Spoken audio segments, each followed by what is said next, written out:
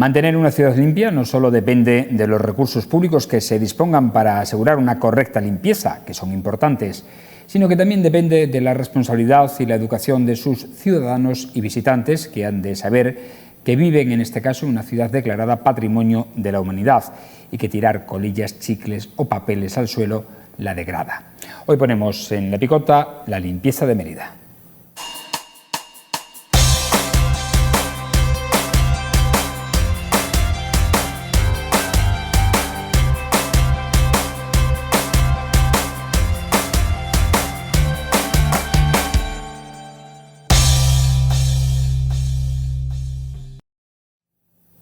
Bienvenidos a este tiempo de análisis, de debate de la actualidad diaria, en este tiempo ya de verano y calor que hemos tenido. Parece ser que a partir de la jornada de mañana miércoles vamos a tener un descenso de las temperaturas que incluso puede dar con agua de cara al final de la semana laborable. Vamos a saludar a quienes nos van a acompañar en esta tarea de analizar y opinar sobre estos asuntos que hoy ponemos en esta mesa de opinión. Paco Miranda, ¿cómo está? Buenas noches, bienvenido, ¿qué tal? Pues nada, muy buenas noches. Bien, estupendamente. Y es verdad que son los primeros días de calor realmente. Pues tenemos un pseudo verano un poco raro. Ya sabemos que nuestro verano empieza precisamente en la primavera y no ha habido un calor excesivo, esa es la realidad, el tiempo un poco raro. Y ahora también parece que vamos a tener un poquito de... En fin, un poco raro parece. Pero bueno, ya tendremos tiempo de calor y de aburrirnos de él. Eso te iba a decir, no está mal, o sea, yo lo firmo, porque en verano vamos a tener para rato. Seguro. De aquí a Navidad vamos a tener verano. Juan Miera, ¿cómo está? Buenas noches, bienvenido, ¿qué tal? Bien, estupendamente. Nada, nosotros tenemos voluntad y resistencia suficientes para soportar las temperaturas estas, vengan como vengan. Unas veces bajan, otras veces suben, pero bueno, aquí estamos, no nos queda más remedio. Estamos acostumbrados, ¿verdad?, ya a ello. En fin, bueno, me decía un deportista amateur que se dedica aquí en Mérida al ciclismo, pero que hace las grandes pruebas amateur que hay, evidentemente, en España, que siempre sobre marzo o abril suele haber una prueba en los Pirineos, ¿no? Y que una de las veces se suspendió porque habían alcanzado 30 grados. Dice, hombre, para nosotros en Extremadura 30 grados es como está en invierno, vamos. Dice, se entrena fenomenalmente, ¿sabes? Pero la suspendieron por eso, fijaros, ¿eh? La diferencia del norte al sur. No, y además que es verdad que, en fin, que físicamente estamos más acostumbrados. Eso pasa como en los países nórdicos donde el frío es extremo y sin embargo para nosotros... Aquí es verdad que quizás estamos muy acostumbrados a las temperaturas tanto por arriba como por abajo. Quizás tenemos esa ventaja de adaptación, pero es verdad que donde generalmente hace frío, esas imágenes de la gente cuando viene de Alemania, de Suiza, y los ves aquí en verano, esos pobrecitos con la piel blanca, rojos como gamba, que las pasan pero mal, no están acostumbrados. Sobre todo cuando los veo deambulando o paseando por la ciudad de Mérida en pleno verano a las 4 o las 5 de la tarde, ¿eh? Tiene su mérito. Bueno, vamos a hablar de limpieza. Hoy ponemos en la picota precisamente esta materia de la limpieza, porque la delegada de este área de la ciudad de Mérida, en Aragoneses, ha anunciado que se amplía el número de contenedores de uso eficiente en la zona centro de la ciudad, los también conocidos como de quita y pon, que son los contenedores que se ponen y se quitan. En 3 nuevas calles se van a disponer, concretamente en Juan Dávalos Altamirano, Teniente Torres y San José, donde también se instalarán contenedores de recogida de papel cartón y envases y un punto de recogida de cartón comercial. También ha anunciado que, apelando al lema de la campaña Cuidemos Mérida por una ciudad limpia, se realizarán campañas de concienciación ciudadana sobre la recogida de residuos de competencia local. Ha recordado que hay un punto autorizado para el almacenamiento y tratamiento de los residuos de construcción, que se llama Reciclaje Las Grullas, y además se está construyendo otro en el polígono industrial El Prado y que en breve abrirá sus puertas a toda la ciudadanía. En total, en cuanto a los contenedores se refiere, volvemos ahora, hay 8 contenedores de quita y pon. A estos emplazamientos nuevos que ya se han anunciado, se unen los que ya están funcionando en la Plaza de Santo Domingo, en la Plaza del Rastro, en la calle Santa Julia, en la calle Holguín y San Francisco. Estos además se ampliarán una vez finalicen las obras en Suárez Somonte, ocupando toda la plataforma única. La delegada ha señalado que los contenedores de papel, cartón y envases en estas calles se instalarán los domingos, martes y jueves. No van a estar presentes diariamente, ya que se ponen y se quitan. También se ha anunciado que en un espacio breve de tiempo se va a implantar el 5.º contenedor, el marrón, para los residuos orgánicos, que viene determinado por la Unión Europea. Por otra parte, se está trabajando, y ya lo ha adelantado, en un nuevo pliego de limpieza que recogerá, dice, las necesidades actuales de la ciudad tras el crecimiento experimentado. Bueno, sobre la limpieza, sobre todo esto que hemos dicho y cómo está la limpieza en la ciudad, ¿qué opinión os merece, Paco? Bueno, es cierto que este es un problema, aparte de la propia estructura que tenga a disposición el ayuntamiento, de educación principalmente. Pero no es menos cierto porque si nos damos una vuelta, sobre todo por los barrios, por las zonas periféricas, donde los puntos de los contenedores normalmente son un mini vertedero alrededor de los mismos. Con lo cual, y es verdad que eso no es una culpa del ayuntamiento en primera instancia, es una culpa de los ciudadanos que hacen un uso indebido de esos contenedores y en consecuencia pues vemos esas imágenes que no son desde luego nada deseables porque dan un aspecto terrible. Está muy bien que se cuide el centro como ciudad patrimonio que es y que esa imagen que se lleven quienes nos visitan pues sea lo más aceptable, lo más limpia, lo más mejor posible, muy bien. Pero el día a día es de la ciudad en su conjunto y en esa parte, desde luego, si nos damos una vuelta por la ciudad, adolece mucho. Yo he dicho ya en alguna otra ocasión, porque en su momento a mí me tocó también, viví esa situación con responsabilidades y sé que no es algo fácil. El tema de las escombreras ilegales que se producen en los entornos de las barriadas, en los caminos, incluso en los propios contenedores alrededor, o sea que hay quienes directamente vuelcan los restos de obras y tal.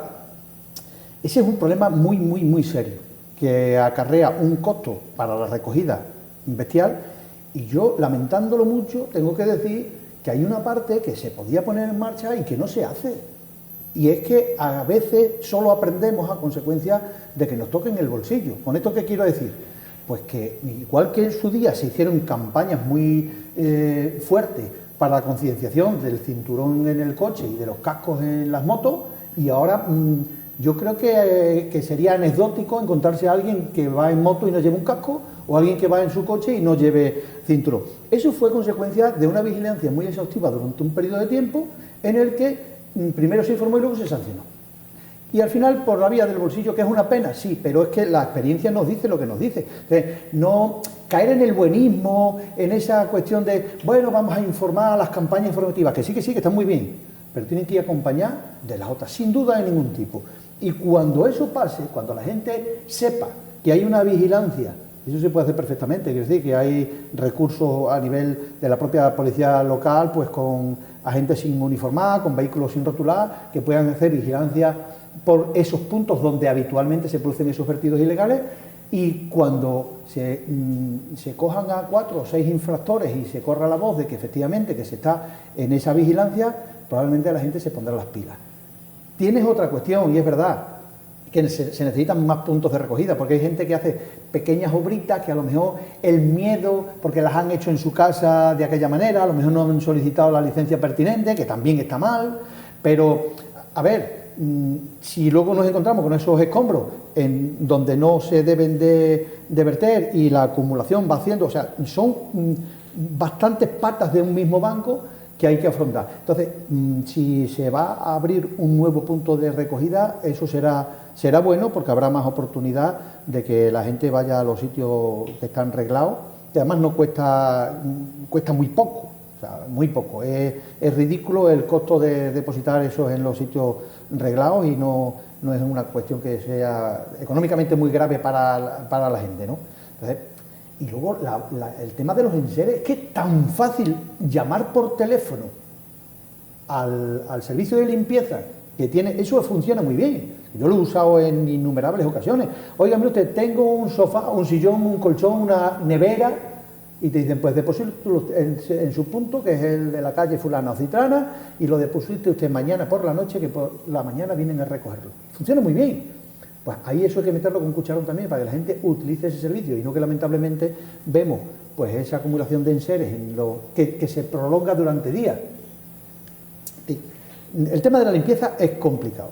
Entiendo que y está muy bien que se haga un refuerzo en toda la zona centro, en toda la zona de máxima visualización, pero las barriadas no se pueden descuidar, las zonas periféricas no se pueden descuidar y al final todo el mundo tiene derecho a vivir de una forma salubre, porque a mí me da mucho coraje comprobar, por ejemplo, en la zona que a mí me toca, yo vivo en San Juan, en la parte alta, y allí hay, primero, deficiencia de contenedores.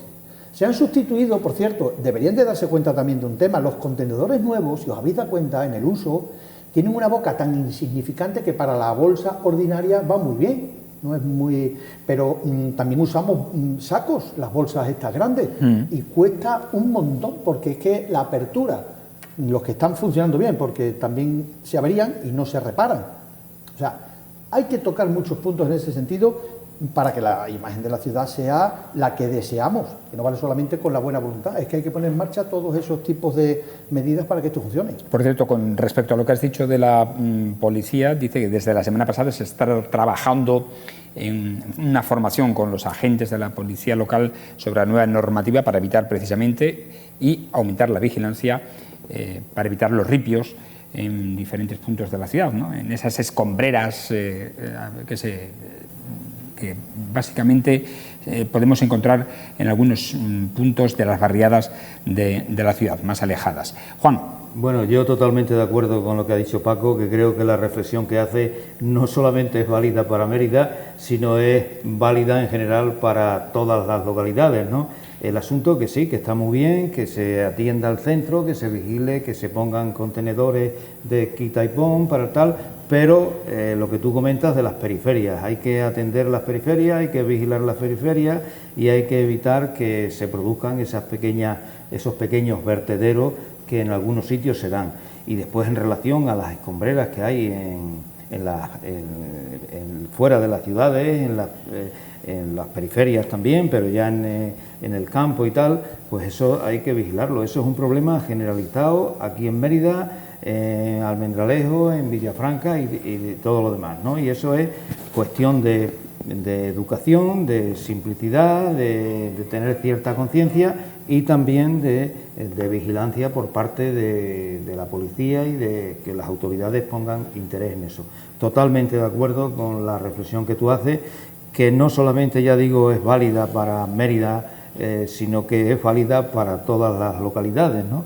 Que es una reflexión muy racional y totalmente de acuerdo con ella, vamos, no tengo nada que añadir. A mí me sorprende, antes hablamos de la cultura térmica que hay de diferencia entre el norte y el sur, pero a mí me sorprende, para bien y para gratamente, cuando he viajado al norte, lo limpia que suelen estar las ciudades del norte de España, no hablo ya de Europa, del norte de España, nada que ver con la parte nuestra, con el sur. Sí, eso es una cuestión de educación, no solo de recursos. Es una cuestión cultural también, sí. Transmisión de padres a hijos, en la vigilancia y cuidado del patrimonio, etcétera, que quizás por aquí ese tipo de cultura pues no está tan arraigada como está en zonas del País Vasco, en zonas de Cataluña, en ciertas zonas quizás han tenido más dependencia de sitios de limpieza, de cuidar aquello como elementos vitales, como elementos de vida, ¿no? Y aquí, pues en ese aspecto no hemos necesitado, digamos, esa limpieza, esa cultura de orden y tal para vivir, ¿no? Creo de yo. todas maneras, ¿no? Fíjate, porque si nos salimos del entorno de la población, de lo que es el núcleo urbano, y nos vamos a las zonas periféricas de la ciudad, los distintos caminos, que además también tenemos ahora pues, una gran sensibilidad por la naturaleza, por esos paseos en el campo, por las rutas senderistas. Yo que ando mucho el campo, que me gusta andar porque ya sabéis que salgo a caballo pues, y transito por las vías pecuarias, no podéis haceros idea lo que duele encontrarte en plena dehesa, pues una rinconera al ladito del camino, donde han hecho un vertido de cualquier tipo y orden que nada tiene que ver, es decir, escombros, enseres, o sea, Es horroroso. Es verdad, a mí no me entra en la cabeza cómo alguien puede ser capaz de hacer semejante barbaridad. De ahí que digo que es una pena, pero que la educación aquí nos entra por tocarnos el bolsillo. Yo estoy convencido que cuando hubiera una campaña de cierta agresividad, y cuando digo agresividad digo de contundencia, de continuidad, de no dejarlo en una mera anécdota, que puntualmente se establezca algún tipo de campaña. Ahora, por ejemplo, que esto que están hablando de la sensibilización o de la formación a la policía local, muy bien, pero eso tiene que ser un elemento que tenga continuidad en el tiempo para que sea eficiente. En el momento en que tú esto lo das como una nota anecdótica y no vuelve a saberse más nada de esos operativos, de que han habido sanciones porque se han cogido a alguien que ha depositado fuera de los contenedores o en los caminos, ripios o tal, eso acaba no sirviendo absolutamente para nada, porque tenemos esa tendencia de caer otra vez en la rutina, en volver otra vez a la carga. Entonces, eso hay que darle continuidad, y cuando eso pasará, yo estoy convencido que resultará más fácil. Ponía el ejemplo de los cascos y de los cinturones y creo que es perfectamente extrapolable, eso lo entiende cualquiera. Hace unos años ya sabéis que eso ni era concebible, o sea, la gente llevaba a un niño en la moto, o lo llevaba en el coche sin los sistemas de seguridad que ahora se requieren, y bueno, pues era normal, muy bien. A partir de que eso se estableció como una norma y además se sancionó, se pusieron en serio, aquí a nadie se le ocurre incumplirla. Bueno, habrá algún descerebrado que sea capaz de tener a su hijo sentado sin las medidas de retención correctoras, pero no es lo normal, eso es anecdótico. Y esto pasaría 3/4 de lo mismo si se tomara desde esa continuidad y desde esa seriedad. Y que habría hasta un ahorro, ya no solamente la parte estética, de limpieza, que tal, que hombre, que eso todos la deseamos, pero el ahorro que significaría desde el punto de vista de los recursos que hay que emplear para retirar toda esa porquería fuera de los sitios establecidos, es muy grande, ¿eh? Es mucho dinero que se necesita. Cuando tú tienes que mover camiones y maquinaria pesada para ir haciendo recogida por todas las zonas de la periferia, no sé cuánto, que en fin, ya te digo, yo solo he vivido y es una partida, joder, importante, es de mucho dinero. Sí. Entonces, es verdad que al final lo que nos duele es el bolsillo, ciertamente. Y si hay capacidad sancionadora, al final la educación entra por el bolsillo. Sí, desgraciadamente. Es cuestión de mantener ese tipo de normas para que se adquiera una cultura. Si no, complementaria de la educación, muy bien, educación sí, pero al mismo tiempo... Si es una cuestión que de hoy para mañana, pues pan para hoy y hambre para mañana, como dice el refrán, ¿no? Bueno, no sé si habéis tenido oportunidad de ver el debate del Estado sobre el Estado de la región, en el que la presidenta de la Junta de Extremadura, María Guardiola, pues se ha estrenado precisamente su primer debate como jefa del Ejecutivo Autonómico, y ha asegurado que en casi un año de su gobierno ya se ha puesto de manifiesto que las medidas adoptadas están dando sus frutos, como lo reflejan, dicen, los indicadores económicos y de empleo, y ha aventurado que esta legislatura será la del progreso, la competitividad y las cosas bien hechas.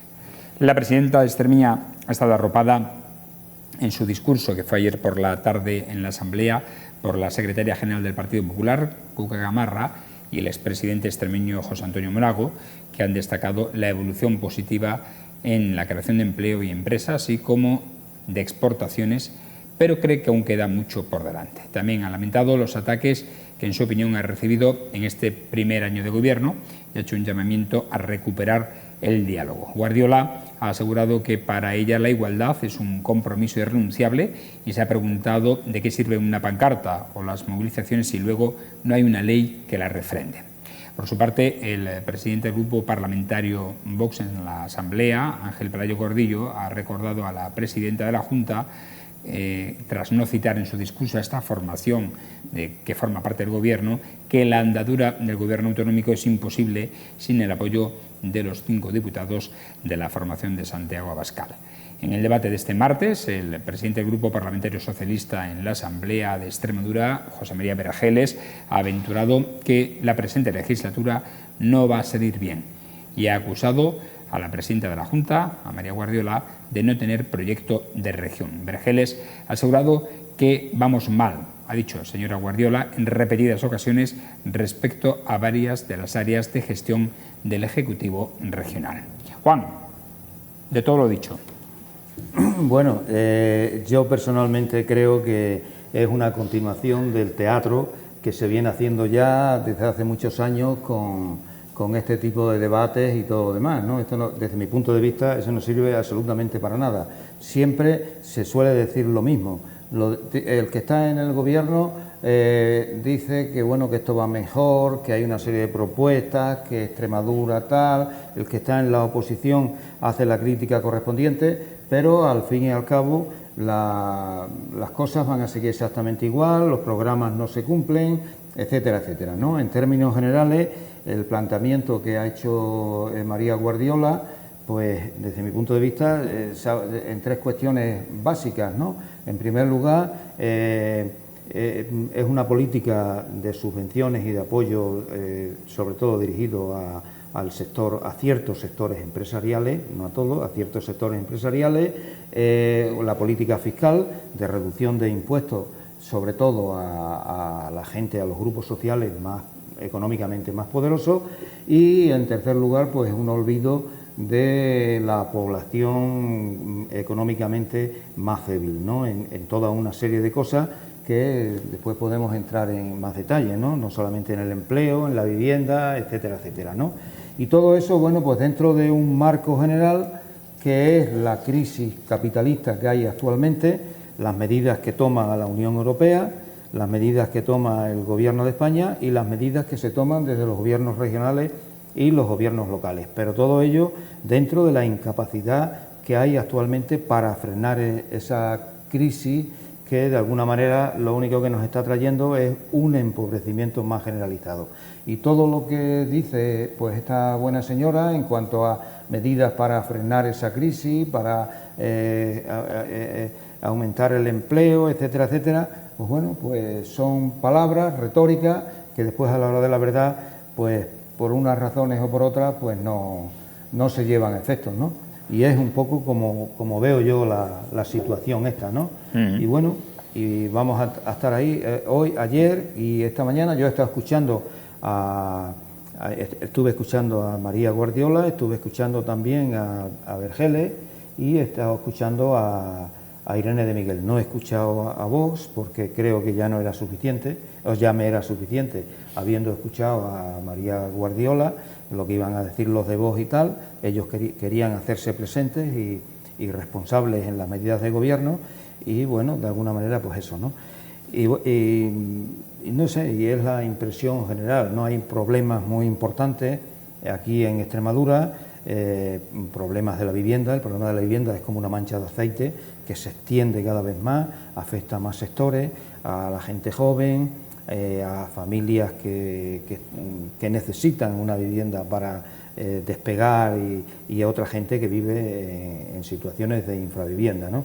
Y sin embargo, pues sí que se van a gastar 20 y tantos millones de euros en rehabilitación de no sé qué, tal, pero no hay un programa público amplio para tirar adelante con el tema ese, ¿no? ¿Te refieres a la promoción pública de vivienda? Sí, una promoción pública de vivienda que para resolverla, para desarrollar un verdadero programa económico que tiene una influencia enorme, como sabemos, la construcción en 1000 cosas distintas y no se hace nada, solamente rehabilitación y tal. Y después no hay unos programas públicos de generalización de empleo. Yo entiendo que la pequeña y la mediana empresa lo están pasando fatal, es una de las crisis reales que se están sufriendo, donde cada día más pequeñas empresas, trabajadores autónomos, pues desaparecen, la ruina, porque el problema no son las ayudas ni las subvenciones, no, el problema son la venta de bienes y servicios, que se vendan, que haya un consumo generalizado de bienes y servicios. Y en la situación de empobrecimiento general que hay, no hay consumo y cada vez menor. Y por mucho que hablen de indicadores económicos, de empleo, tal y cual, pues la realidad es totalmente distinta. El problema del empleo no se tienen en cuenta los fijos discontinuos, que son un montón de personas en paro, que mientras están ahí no aparecen en los datos del SESPE, y bueno, y mil cosas distintas, ¿no? que podemos seguiremos abordándolo. En mi opinión. Seguimos pulsando la opinión sobre este debate sobre el estado de la región. Paco. Bueno, pues en la primera parte absolutamente de acuerdo con Juan. El estado de la región como el estado de la nación cuando se hace a nivel nacional no sirve absolutamente para nada, porque son los discursos que cada uno tiene que hacer. Quien está en el gobierno habla de las bondades, de lo bien que le está resultando todo y las maravillas de lo que se vaya a ejecutar, y la oposición pues ve un pozo negro donde nada está bien, todo es un desastre y estamos abocados al apocalipsis. Dicho esto, que es obvio y evidente, yo creo que esto ya está superado, ya sabemos que forma parte de la parafernalia y que en términos generales lo que queremos es el pragmatismo en la calle, qué es lo que está sucediendo realmente, cómo se está viviendo desde la sociedad, desde los sectores empresariales, desde la calle. El empleo, la economía, la vivienda, los servicios sociales, en fin. Esa es la realidad de lo que hay que pulsar y de lo que uno percibe o ve lejos de los discursos grandilocuentes, porque vuelvo a repetir, sobre el mismo tema hay dos versiones absolutamente antagónicas. Unos ven el mundo en blanco y otros lo ven en negro. Eso es la realidad del debate en su esencia. Hombre, yo sí que diría lo siguiente, porque cada vez me da la sensación de que la política está más alejada de la calle, de los ciudadanos, desde el punto de vista de cómo perciben los ciudadanos la credibilidad de quienes tienen las responsabilidades de tomar decisiones para que las cosas después salgan o dejen de salir, ¿no? Y es lamentable, y esto es fruto, desde luego, y ganado a pulso, probablemente por el incumplimiento reiterado muchas veces de todas esas promesas, de esos programas electorales que después se cumplen en los porcentajes tal, de los que se cumplen. Y entonces, yo lo que sí es verdad que ese debate catastrofista, por ejemplo, en este caso, por parte del Partido Socialista, que está en la oposición, o de Sumar, o Podemos, o tal, no sé ahora cómo la formación. Sumar, Estado dividido. Efectivamente, que toca estar en la oposición. Hombre, yo haría un análisis y a mí me gustaría que la gente tomara conciencia y realmente se informara, pero de forma objetiva, no sectaria. Es decir, hay gente que se siente de izquierda, gente que se siente de derecha y parece que están condicionados por narices a darle credibilidad a un discurso o a otro en función de cómo tradicionalmente yo tengo mi convencimiento. Que la gente tuviera un poquito más de flexibilidad desde el punto de vista de escuchar con mejor criterio y tomar datos que les hagan tener decisiones mucho más ecuánimes. Me refiero al público en general, a la ciudadanía, y dejarse de sonajas de estos son los míos y entonces los míos son los que hacen las cosas bien y los otros.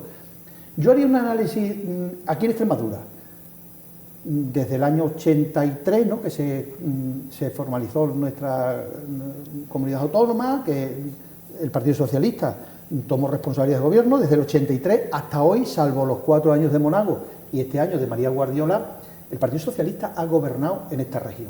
O sea, a mí me chirría mucho cuando se hacen esos discursos catastrofistas y de esta región y estamos en el culo de todo. Y esa es una realidad desde el punto de vista objetivo. Estamos a nivel de nuestra España querida, pues en los peores posicionamientos de empleo, de bienestar, de economía, y sin embargo hemos sido perceptores de ayudas provenientes de Europa por los fondos de cohesión, los fondos que se suponen que deben de facilitar que una región empobrecida como es esta, con respecto del resto de regiones europeas y en este caso incluso de las españolas, para que converjan, pues para que cada vez se parezcan más. Y esos fondos nunca han sido utilizados de forma sensata, coherente e inteligente. Hombre, hay quien dice, hombre, oiga, mire usted, no vayamos a decir hace 40 años cómo estábamos y cómo estamos ahora, a nivel de infraestructuras, a nivel de... Sí, hombre, faltaría, vamos, ya sería de traca, con la cantidad de miles de millones que han entrado en esta región precisamente para que se produzca esa convergencia y que encima estuviéramos peor. Hombre, seamos sensatos. La convergencia debería de haberse producido en todos los aspectos. Y aquí hay un problema grave. Para que se produzca el empleo, tiene que haber empresas. Y las empresas tienen que tener facilidades para desarrollarse. Y nosotros tenemos un motor y un músculo importantísimo en lo que tiene que ver con el sector primario. O sea, somos ganaderos y agricultores por antonomasia. dentro de la, bueno, pues de la grandeza de nuestra región. Una región que tiene mucho campo, que tiene mucho sol, que tiene mucha probabilidad de poder producir esa materia prima, y sin embargo no hay un sector importante de transformación de nuestros productos para conseguir ese plus que se necesita para que nuestros tomates, nuestros pimientos, nuestras vacas, nuestros corderos sean puestos en el mercado, pero después de transformados, donde hay una horquilla de dinero importante, y sin embargo van a otro sitio. Más que la producción. Nuestro producto, lo que nosotros producimos al final, acaba beneficiándose en buena parte otros, fuera de aquí. Hombre, si todo ese esfuerzo durante estos 40 años, casi, se hubiesen centrado en una reconversión de nuestros sectores productivos, de nuestra industria, probablemente otro gallo nos cantaría. Pero aquí ha habido una preocupación mucho por el tema subvención, donde a la gente se les ha ayudado con incentivos y sin embargo no se ha buscado que esos incentivos vayan materializados en una conversión. Es más, la garantía de futuro para familias que se han dedicado tradicionalmente a ciertos sectores se han visto coartadas. O sea, ahora cuando se habla de que no hay continuidad, de que hay ciertos sectores que no tienen relevo generacional, ¿qué tal? Oiga, mire usted, pues porque sencillamente esos sectores, o buena parte de esos sectores, han estado subvencionados porque no podían producir, porque por los acuerdos con Europa, por las cuotas que se nos han asignado con respecto de otras regiones, nos han coartado, nos han dicho, oiga, usted ya no produzca tal o cual cosa, se le incentiva, pero no se busca la alternativa. Entonces, no sé, en una familia donde tradicionalmente toda la vida se han dedicado a la ganadería, por decir algo, pues resulta que nuestros hijos ya no se van a dedicar porque yo ya no lo estoy produciendo, me están dando dinero, yo estoy viviendo, no me lo están haciendo pasar mal porque me ayudan con esas subvenciones, pero vosotros no tenéis futuro aquí conmigo, os tenéis que buscar la vida en otro sitio. O sea, es que esa manera de bucle en la que se ha entrado, como eso no se rompa, como no se haga un esfuerzo precisamente en darle una transformación, ahora se habla del tema energético, las plantas fotovoltaicas, las placas solares, no sé qué. Sí, muy bien, eso está muy bien, pero no es la solución para una región como esta. O sea, o nosotros tenemos un sector empresarial que sea competitivo, que pueda hacer una transformación, que ponga en valor ese plus que de lo que nosotros producimos como materia prima, pues se que iremos repitiendo y esto será como la moviola. Sí, las fotovoltaicas son una solución de tributos para las administraciones, pero no de empleo. Sí, y de negocio para las grandes empresas energéticas, claro. De negocio para Naturgy, para Endesa, para Repsol, etcétera, etcétera, que son las que se están inflando con las empresas fotovoltaicas y con la energía que se saca de las zonas estas de Extremadura, Iberdrola, etcétera, etcétera. Y hablamos de los recursos energéticos extremeños porque aportamos el 70% de la energía que se consume en este país y tal y cual, sí, todo eso, pero para beneficio de las grandes empresas que son las que se están inflando.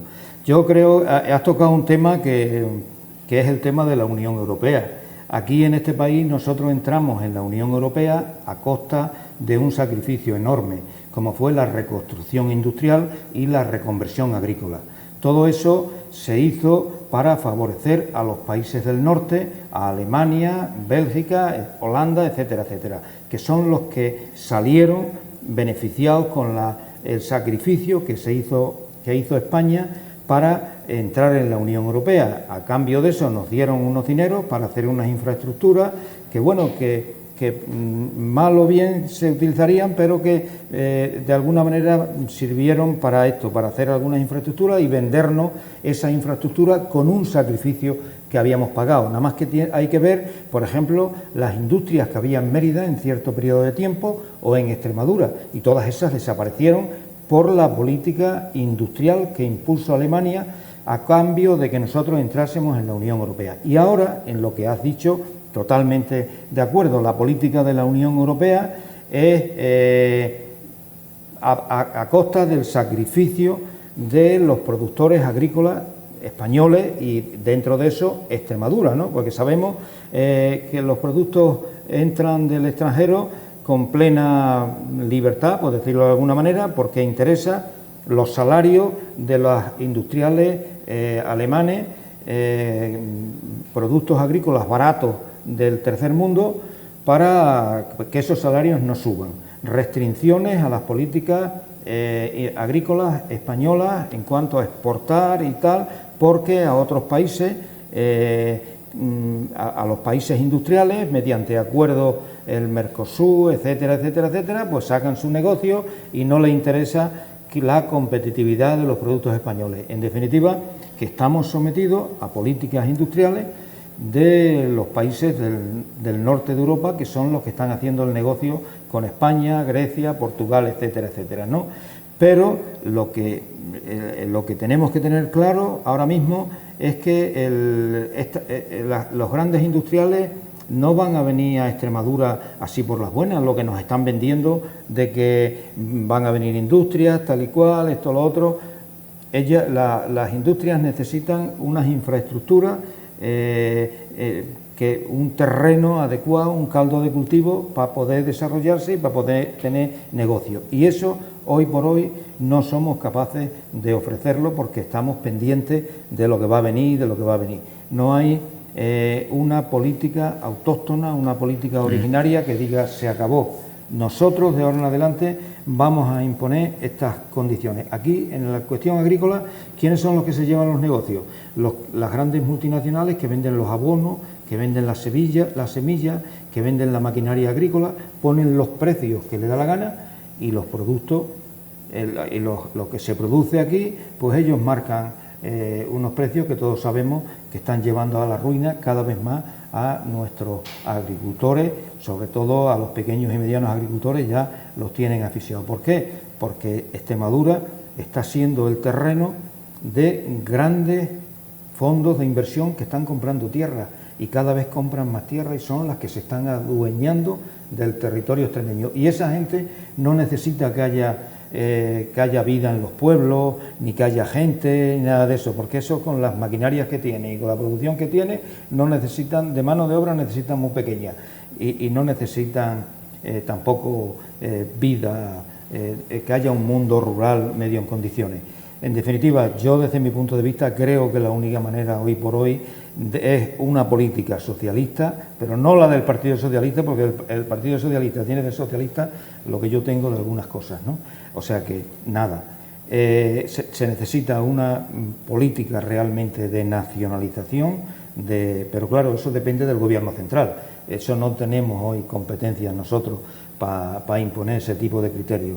Entonces, bueno, pues se hace lo que se hace. El caso es que hoy escuchaba unas estadísticas para dentro de 15 años, en donde en Extremadura se producía una pérdida de habitantes del 3, algo %. No sé si la habéis escuchado. Sí. Ayer hablamos de ella. De 1.050.000 personas, en un periodo de 15 años perdíamos 36.000 habitantes, por precisamente la emigración de la juventud, las posibilidades de empleo, etcétera, etcétera, ¿no? Sí, creo que en un plazo algo mayor, 25 o 30 años, bajaremos del 1.000.000 de habitantes. Entonces yo creo que o hay una política, pero tiene que ser... Pese, perdona, a que el Instituto Nacional de Estadística pronostica que en 50 años España ganaría 6 millones de habitantes. Exacto, España ganaría habitantes y Extremadura perdería, pero no eran tanto 50, no eran 50 años, ¿no? No, me refiero a España. España sí, a Extremadura no, pero España sí. España pronostica que estaremos en cerca de 55 millones y eso es una política de habitantes, pero claro, esto alimenta a las grandes ciudades y sobre todo la cornisa, el Levante. Eso español. Tiene que ser una política estatal, desde el Gobierno central, una política que diga vamos a desarrollar Extremadura, vamos a desarrollar tal, pero eso hoy no se concibe porque hay otros intereses y nosotros suministramos todavía materia prima, cada vez eso procederá de los grupos sociales que se irán reduciendo, las grandes compañías, los grandes fondos de inversión son los que aportarán esa materia prima para los alimentos, a las grandes ciudades, etcétera, etcétera, y aportaremos también emigración, mano de obra joven. Pero mira, Juan, es que claro, al final cada institución tiene sus competencias, es verdad. Hay políticas que las tiene que desarrollar el Gobierno de la Nación y otras que son competencias de los gobiernos regionales o municipales. Vale. Lo que no se puede uno es hacer como la técnica del avestruz, agachar la cabeza y pensar que esto es cosa de otro. Cada uno tiene su parte de responsabilidad. Y aquí ahora mismo que estamos hablando acerca de las políticas regionales y de lo que se puede hacer dentro de la región, hay mucho que se puede hacer. Hombre, yo sinceramente, yo no sería partidario porque yo soy muy defensor de la libre competencia y de la ley del esfuerzo, porque a mí esto de igualdad y todos iguales, a mí eso me parece una falacia total y absoluta, porque es que luego eso ni tan siquiera a quienes supuestamente defienden eso después lo llevan a la práctica. Esto es como lo de la bicicleta, que hay que repartirlo todo y el que tiene 2 motos que reparta, pero cuando te tocan la bicicleta tuya dices, Paco, la bici es mía. Lo que no puede ser es que uno tenga una bicicleta y el otro no tenga nada. Muy bien, y la mayoría no tenga nada. Pero Juan, no a costa de la mía. No a costa de la mía. Hay que proporcionar las oportunidades para que todo el mundo pueda desarrollarse con plenitud, para que haya el mismo grado de oportunidades a todo el mundo. Pero eso no se hace. Pero pero mira, eso es una responsabilidad individual. Esa después es una responsabilidad individual. Tú tienes una responsabilidad como gobierno de Extremadura en este caso, con las competencias que tienen a la hora de favorecer o potenciar pues la industrialización y el apoyo a los sectores empresariales que puedan favorecer la creación de empleo.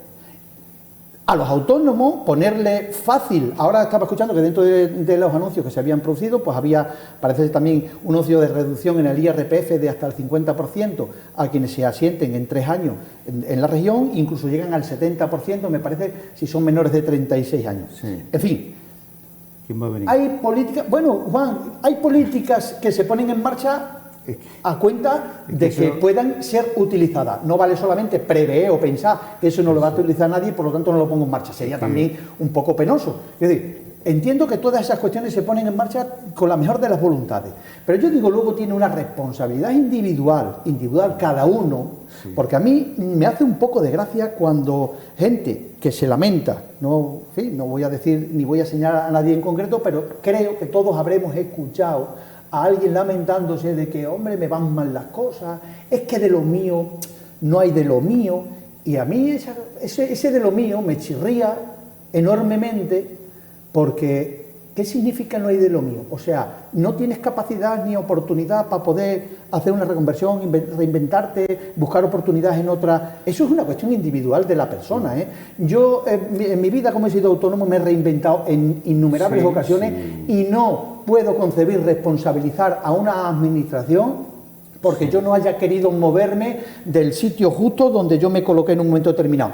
Que todo el mundo debería desarrollarse allí donde crea oportuno, donde quiera, y que las vocaciones están pues para intentar desarrollarlas. Muy bien, pero luego hay otra cuestión que se llama vivir, y vivir de forma autónoma, sin que nadie te tenga que venir a regalar nada. Entonces, esa parte es individual, es de cada uno. Entonces, el Gobierno de la Nación tiene sus responsabilidades en cuanto a aceptar o dejar de aceptar, o cómo pactan o cómo consiguen que a nivel europeo y las políticas que después nos revierten, porque yo ahora últimamente, cuando hubieron las últimas elecciones, yo decía, hombre, que la gente no toma conciencia de lo importante que son las elecciones a nivel europeo, teniendo en cuenta que, no sé, pero creo que alrededor del 70% de las políticas que tenemos y que desarrollamos nos vienen dadas, es decir, vienen de los pactos que allí se producen, por lo tanto, tiene una importancia mayúscula. Sin embargo, yo creo que tampoco se ha tomado conciencia de lo que significa esto, y viene a colación de cómo después España puede o no negociar o tener fuerza de cara a posibles negociaciones en Europa para lo que después nos viene repercutido. Pero la parte que tiene Extremadura y sigue teniendo, después de 40 años que seguimos estando en objetivo 1 para Europa, es que eso es lastimoso, es de una pena, y eso es responsabilidad de quienes han tenido responsabilidad son casi 40 años de gobierno, de los cuales, vuelvo a repetir, 4 o 5 años han estado en manos del Partido Popular, y el resto socialista. El Partido Socialista tiene la responsabilidad de cómo tenemos nuestra región, no se pueden tirar manos de fuera. Totalmente de acuerdo, yo no le quito responsabilidad. Lo que sí, hay una cosa en la que estoy totalmente en desacuerdo contigo, que es cuando hablamos del individualismo. Porque, por ejemplo, no es individualismo que grandes empresas, algunas incluso por aquí próximas, o grandes entidades bancarias,